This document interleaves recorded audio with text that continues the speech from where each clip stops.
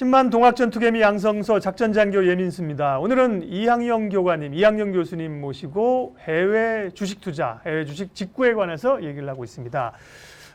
미국 주식에 미치다라는 사이트, 유튜브 대표 운영자이시고요. 자, 사실은 이제 해외 직구 어떻게 하니 이런 거는 상식적이 됐지만 저희가 어떤 주식이 한국인들이 사랑하고 어떤 주식을 좋아하는지는 요 다른 클립 앞서 한 것들 보시고 그래도 기본적으로 또 뭐 주린이들도 있고 해외 투자 관심인들도 있으니까 이 얘기를 좀 안 해드릴 수가 없어서 해외 투자를 하려고 하면 일단 그러면 국내 증권사 본인이 가지고 있는 계좌에서 해외 계좌 따로 타야 되나요?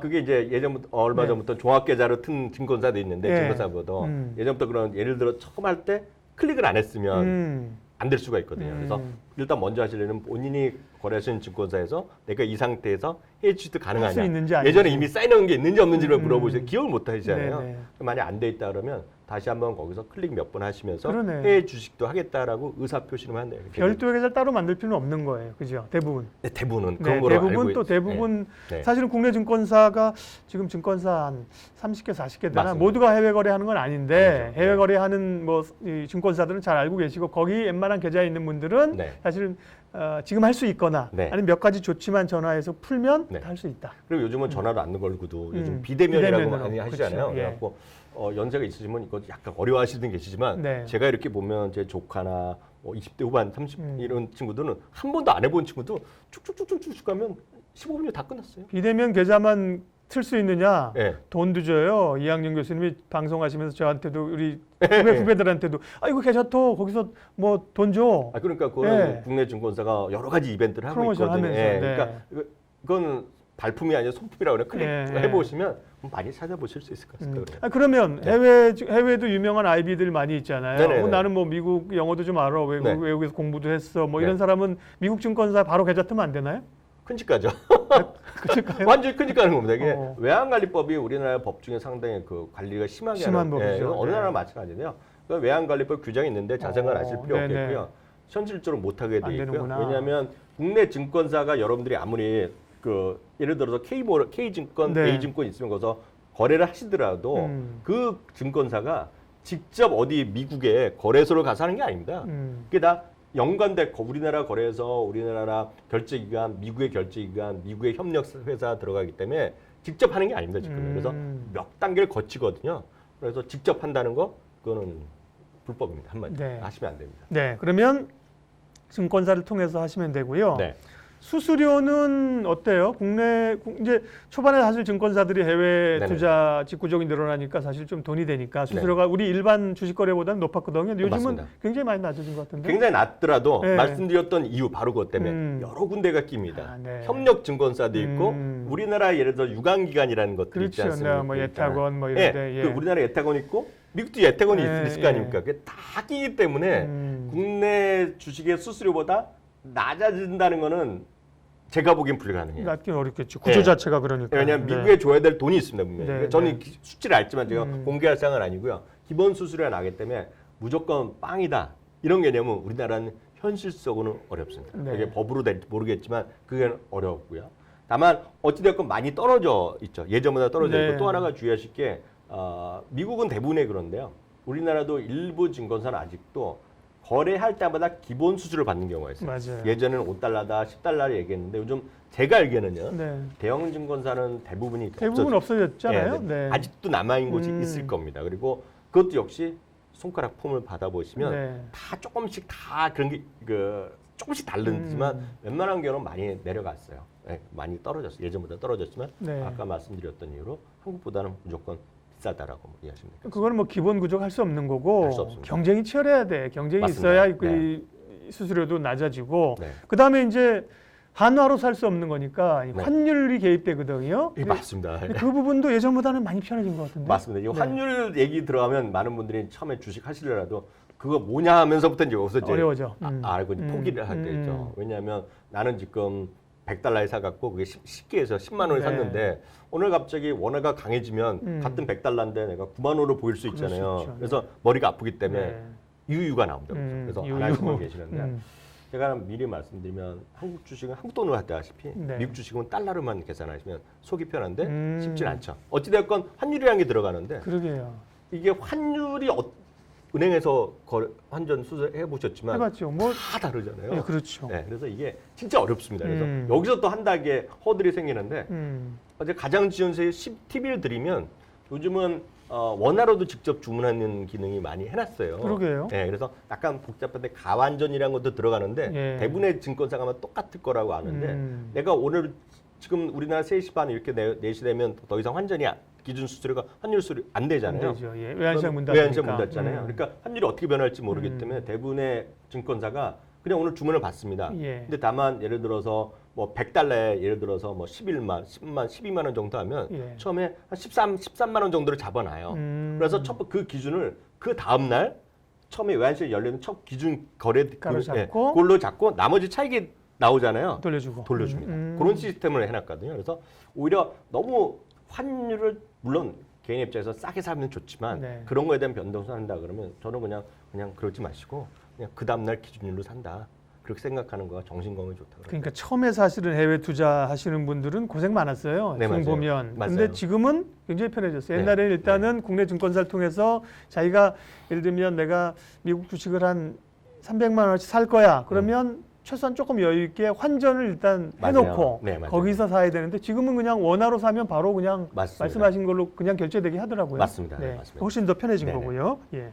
슬기로운 주식 해외 직구 방법에 대해서 말씀을 네. 드리고 있습니다. 자, 그런데 미국은 개장 시간은 당연히 다르고요, 우리랑. 그러니까 저희도 방송 때문에 밤에 요즘 10시 반 개장이죠. 네, 맞습니다. 저 서머타임에서. 네, 네, 근데 네, 네. 보고 자거든요, 보통. 네, 네, 네. 어떻게 시작하나 보고 11시, 네. 12시 잤다가 아침에 일어나 보는데 네. 그렇다고 해외 주식한다고 잠 안 자고 할 수는 없는 거고. 네, 네. 근데 그 시차 문제는 뭐 매매를 하게 되면 어떻게 극복하는 게 좋습니까? 물론 이제 네. 트레이딩을 정말 좋아해서 많이 하시는 분 계시다 그러면 네. 밤새서 하시는 분도 아니, 계시겠죠. 하루는 그럴 수 있지만 네. 못하죠. 그래서 제가 보기에 그렇게 해서 답이 잘 안 나올 거라고 예, 제가 예. 말씀드리겠고요. 그래서 그거보다는 그냥 마음 편하게 네. 하루하루의 시간차보다는 큰 그림에서 마이크로소프트가 그렇게 많이 안 바뀌잖아요. 그래서 그런 거 위주로 제가 좀 하시라고 권해드리는 입장이죠. 네. 예, 그리고 10시 반? 아무튼 10시 반 기다리고 11시 반, 11시면 기다려서 매매하셔도 되겠고요.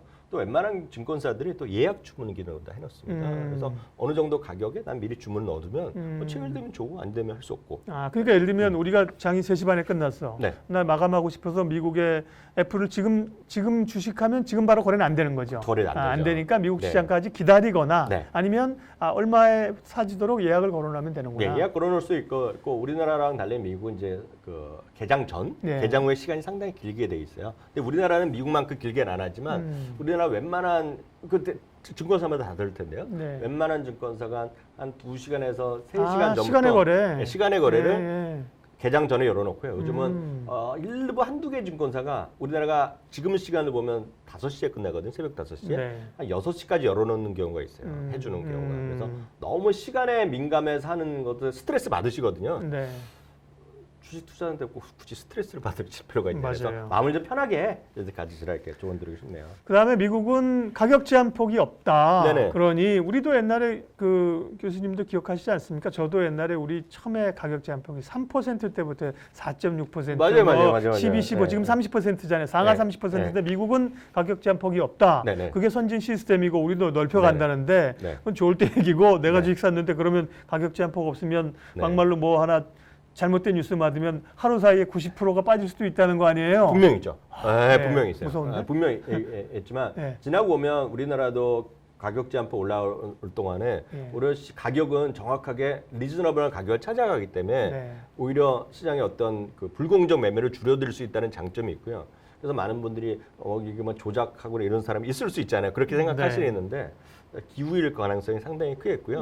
웬만한 경우에는 그렇게 많이 안 움직입니다. 그래서 박사님도 이제 가끔 보면 미국 시장 뭐 0.5% 떨어졌는데 폭락 이런 거 아니라고 말씀하시지만 맞습니다. 예. 1, 2% 올라가 위아래가 그렇게 심하지 않습니다. 예. 많이 없어요. 그런 종목은 특이한 종목이고 그리고 이제 S&P 500, 네. 500 종목, 나스닥 100 하면 실제로 겹치기 때문에 한 510개 정도 되거든요. 예. 웬만한 것들이 속해 있는 것들이. 네. 그러니까 테슬라가 거기 속해 있고 니콜라가 안 속해 있는데 그런 것들은 모르죠. 네. 그렇지만 웬만한 우리 보통 분들이 특히 초보 투자가분들이 하시는 주식들은 그렇게 변동성이 의외로 없다. 네. 이렇게 이해하시면 되겠습니다. 그리고 오히려 그렇게 될 만한 하루에 90% 네. 뭐 100% 오르거나 떨어질 만한 종목을 사시는 건 네. 오히려 바람직하지 않습니다. 오히려. 네. 그렇죠, 예. 그렇죠. 네. 그리고 미국은 저도 이제 주식 보다 보면 이 알파벳 코드 축약하니까 좋더라고요. 네. 예를 들면 그냥 테슬라 쳐면 뭐 TSLA 이렇게 나오든가 애플도 네, 맞습니다. LPPL. 근데 네, 네. 우리는 지금도 종목 코드잖아요. 옛날에 거 다 외운 거 아시죠? 삼성전자 005930. 그거 안 해보셨잖아요. 네? 대리 시험 그렇죠. 볼 때 시험 봤어요. 번호를요? 꽈락도 있습니다. 꽈락. 제가 아직도 제가 대우증권 출신이잖아요. 네. 88010 아직도 기억합니다. 그거 그거 뭔데? 88010이 대우증권 번호였습니다. 대우증권 번호가 네. 지금도 뭐 앞에 A가 붙겠지만 근데 사실은 그거 지금 외우는 사람 아무도 없거든요. 없죠. 근데 미국처럼 이렇게 딱 그 축약으로 하니까 좋더라고요. 그리고 굉장히. 또 웬만한 우리나라는 지금 우리나라 HTS는 네. 한글도 다 받아줍니다. 웬만한 한글을 써도 쳐도, 되고요. 특히 미국 사이트를 보더라도 저희가 본인이 아시는 테슬라면 TES까지 쳤으면 나와 맞아요. 자동 완성 기능이 영어가 잘 돼 있거든요. 네. 알파벳이. 그리고 바로 옆에 심볼이 같이 나오기 때문에 네. 모르겠습니다. 영어의 문제는 늘 말씀드리지만 영어의 문제는 아니라고요. 알겠습니다. 그러니까 항상 말씀드리는 거예요. 그러니까 이제 해외 슬기로운 해외 주식 직구 생활 사실은 별 문제 없다. 네네. 용기만 내면 되고 그렇죠. 예, 그 하는 과정에는 지금 쭉 알고는 있어야 되겠지만 큰 문제 없다는 게 결론이고요. 네. 거기까지는 좋다. 근데 어쨌든 관심 종목을 좀 찾아야 되고 네네. 그리고 이 돌아가는 방향도 최소한 뭐 재무제표도 좀 보고 간단한 거라도 네. 그다음에 이런 걸 좀 봐야 되자는 거. 네. 봐야 되자는 거. 어떻게 보면 됩니까? 많은 분들이 주식 투자하시면 이제 말씀드렸던 네. 영어가 안 돼. 뭐 이런 분들이 많으시고요. 이제 세금 있는데 이런 모든 문제는 늘 말씀드리지만 뭐라도 한 주부터 사면 다 해결이 됩니다. 맞아요. 한 주를 안 해보셨기 때문에 못하는 건지 다 되는데요. 그럼에도 불구하고 또 그런 거랑 상관없이 나는 한국 주식도 잘 모르겠는데 하시는 분 계시고요. 차트 분석, 기술적 분석 하나도 몰라. 기본적 분석 하나도 몰라 하시면 의외로 많으시는데요. 그것도 다 마찬가지거든요. 한도 끝도 없이 공부를 다 완벽하게 하시고 하는 분도 계시지만 운전하면서 운전 처음 자동차에서 막 나가보시는 분 계시거든요. 네. 그런 약간의 성격의 차이인데요. 제가 여러분들의 마음을 조금 위안해 드린 게 아니라 격려해 드린 게 아니라 팩트만 말씀드리겠습니다. 기술적 분석 많이들 공부하시잖아요. 네. 모르셔도 됩니다. 전혀 필요 없는 전혀 거의 쓰질 않아요. 미국에서는. 우리나라에서는 주식 투자한다는 걸 하면 제일 먼저 하는 것이 차트 보는 거지. 차트 보는 거고 HTS, MTS 까는 것부터 시작하는데요. 그렇죠, 네. 미국은 절대 그렇지 않고요. 미국의 증권사 직접 들어가 보시면 네. 우리나라 같은 HTS는 없다라고 보시면 돼요. 그런 게 없고요. 차트도 이렇게 들어가다 보면 아주 비싼 돈을 내야 되고 그런 HT 그것도 우리나라 20년 전 수준. 네. 그리고 차트 같은 경우에는 재미는 없겠다. 네, 재미없죠. 예. 미국의 차트라는 거는 딱 이것만 아시면 되겠습니다. 예. 200일선이 있습니다. 200일선. 200일선은 장기적인 추세고요. 장기 추세죠. 또 하나가 50일선입니다. 네. 50은 약간 중기적인 선. 예. 그 외에는 없다라고 보시면 되겠습니다. 우리는 뭐 네. 네. 일봉만 아니라 분봉으로 보잖아요. 네. 분봉. 네. 예. 그리고 수많은 것도 뭐 25일 평균, 23일 이동 평균 이런 얘기 하잖아요. 21선, 5일선. 네, 네. 그런 게 그러니까 21선, 50일선, 200일선은 그런 거에 의미는 좀 있지만 네. 그런 거 갖고 심각하게 그걸 매매를 결정하는 사람은 1%가 있을까요? 거의 없습니다. 그러면 이런 해외 정보를 좀 볼 수 있는 네. 유용한 사이트나 네. 뭐 앱이나 이런 거 있으면 몇 개만 소개해 주세요. 네, 요즘은 이제 국내 증권사도 잘 돼 있거든요. 예. 많은 그렇지만 약간 부족하지만 국내 증권사도 여러분들 약간 순품 팔아 보시면 특정 증권사가 조금 잘 돼 있는 증권사가 있어요. 네, 그래서 네.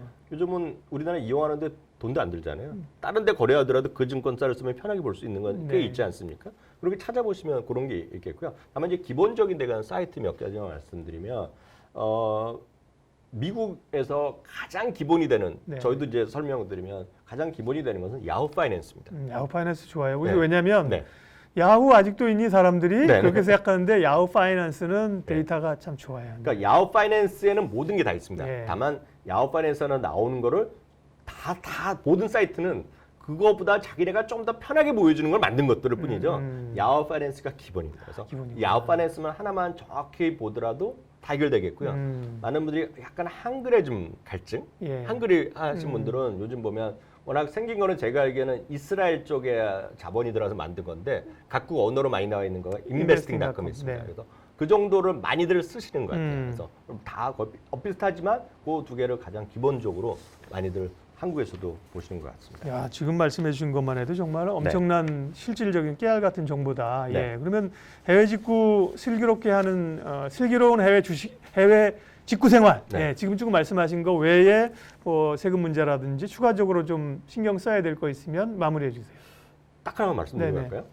그 세금도 중요하고 네. 수수료도 중요하고 환율도 정말 다 중요한데요. 차트 뭐 중요하겠죠. 중요하다고 생각하시면 다만 제가 드릴 수 있는 말씀은 딱 하나만 생각하시면 될 것 같습니다. 미국 주식의 어떤 주식을 여러분들 판단하실 때 기준은 거의 99% 하나입니다. 예. 실적입니다. 실적. 네, 실적이 지금보다 더 좋아지느냐 아니면 지금보다 나빠지느냐.